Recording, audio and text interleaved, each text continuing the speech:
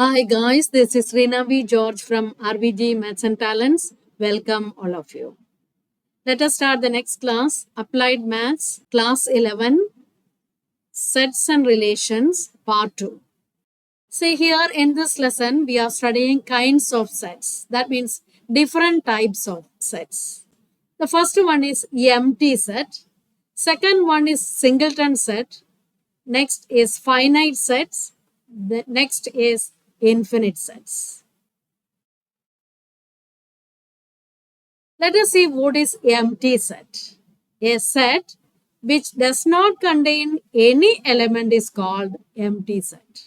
Or you can call it as null set or void set. That means this set contains no element. And it is denoted as phi. This is called a phi. And or you can represent it like this.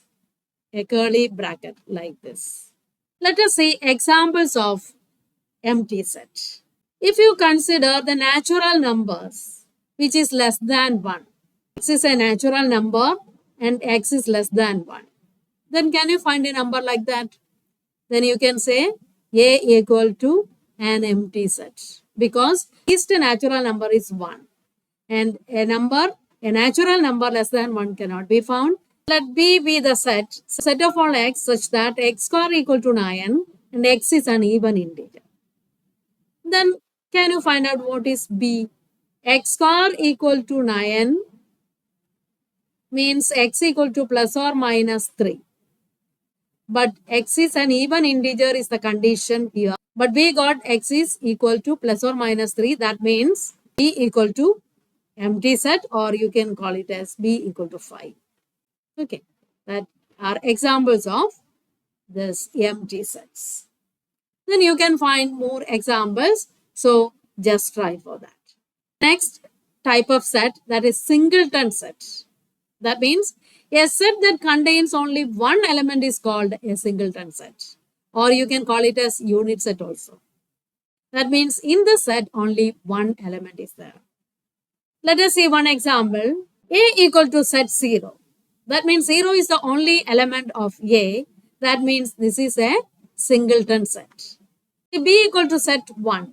Here also we can see only one element is there. So it is a singleton set.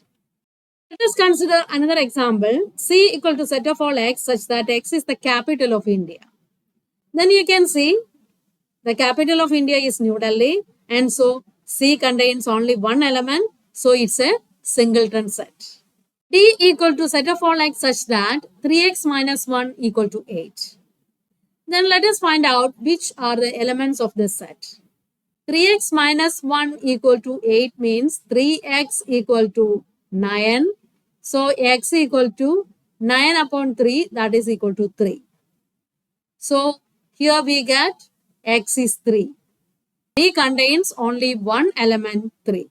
That means it is a singleton set. Then next comes finite sets. What is it? A set that contains a limited or definite number of different elements is called a finite set. That means it contains a definite number of elements. Then we can say it is a finite set. Let us see examples. Let A equal to set 1, 2, 3, 4, 5.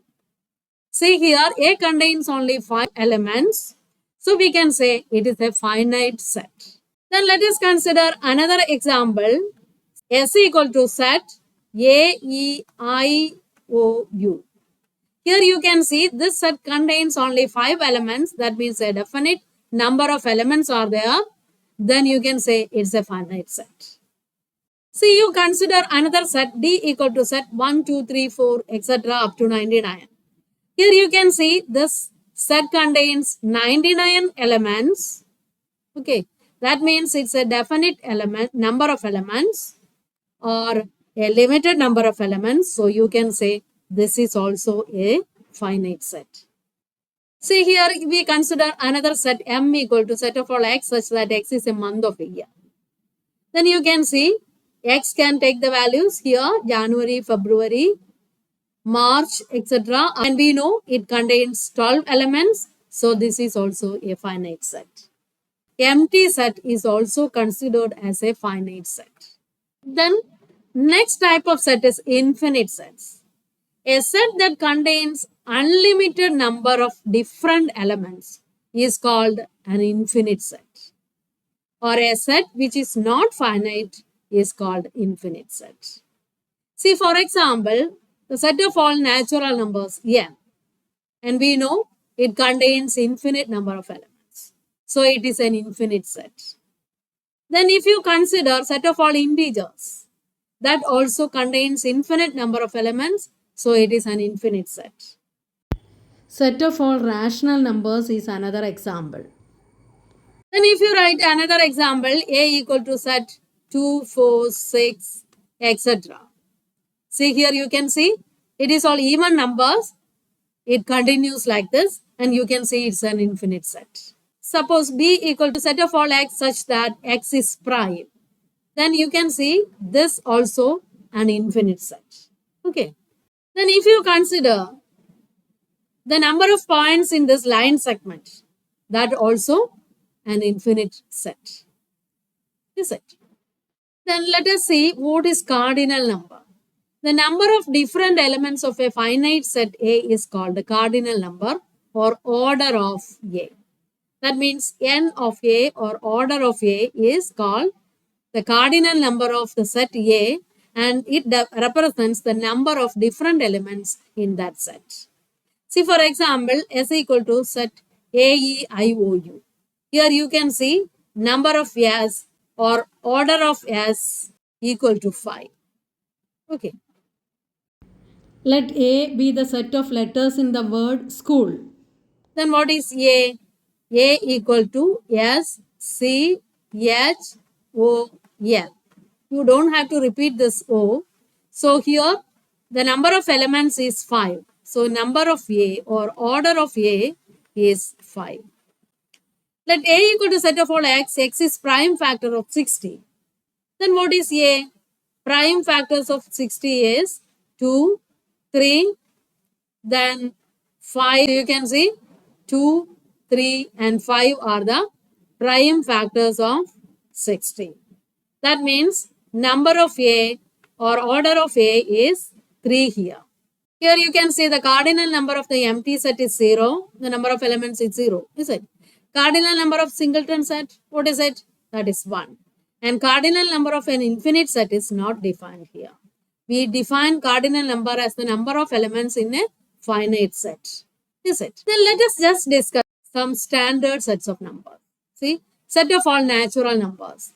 And we know that it is denoted by n. Then set of whole numbers and it is denoted by W. Set of all integers, it is denoted by I. Set of even numbers, it is denoted by E. Okay.